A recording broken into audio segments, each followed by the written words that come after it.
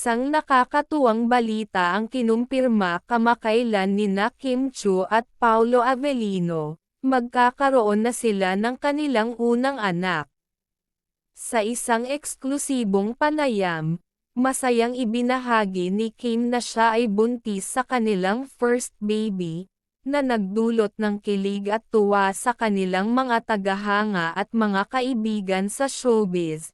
Ayon kay Kim, matagal na nilang pinag-uusapan ni Paolo ang pagkakaroon ng sariling pamilya, ngunit hindi nila inaasahan na darating ito sa kanilang buhay ng ganito kaga.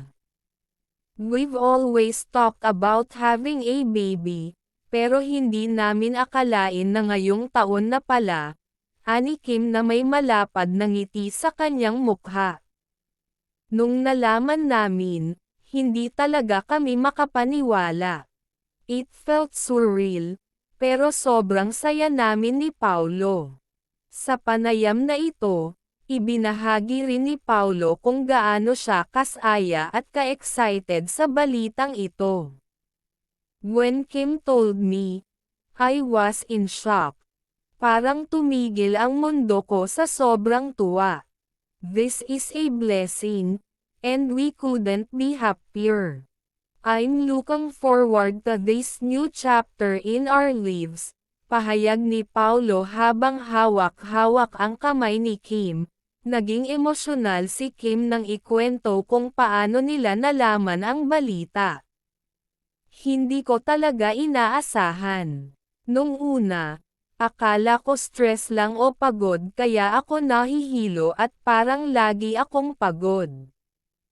Pero nang magpa-check up ako, dun ko nalaman na buntis pala ako."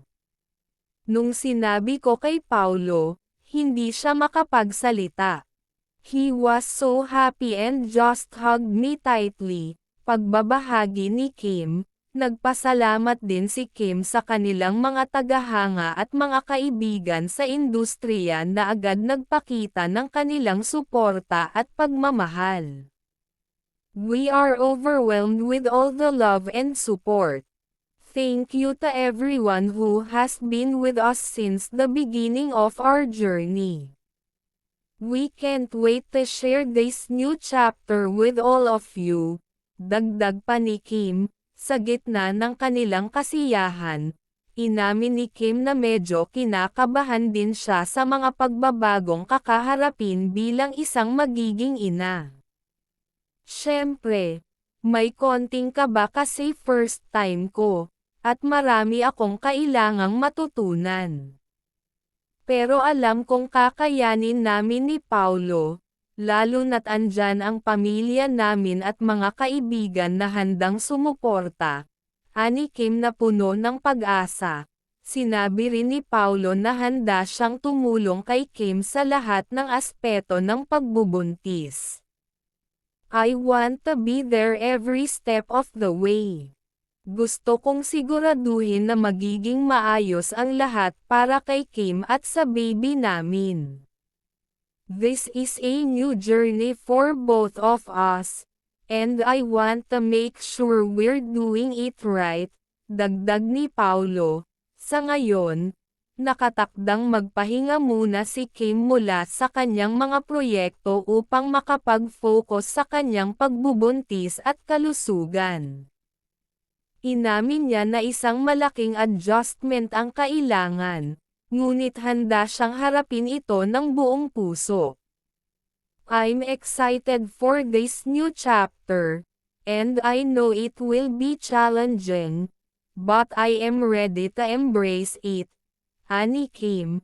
Tunay ngang isa itong exciting na kabanata para kina Kim Chiu at Paolo Avellino. Ang balitang ito ay nagsilbing inspirasyon sa kanilang mga tagahanga, na patuloy na sumusubaybay sa kanilang buhay at karera. Habang pinaghahandaan nila ang pagdating ng kanilang first baby, patuloy silang magbibigay ng saya at inspirasyon sa kanilang mga tagahanga sa buong bansa. Sa kabila ng mga pagbabagong ito, isang bagay ang sigurado, ang pagmamahalan nina Kim at Paulo ay patuloy na lalago, lalo na ngayon na malapit na nilang salubungin ang kanilang unang anak. Sa darating na mga buwan, tiyak na mas marami pang masayang balita ang aabangan mula sa kanilang bagong pamilya.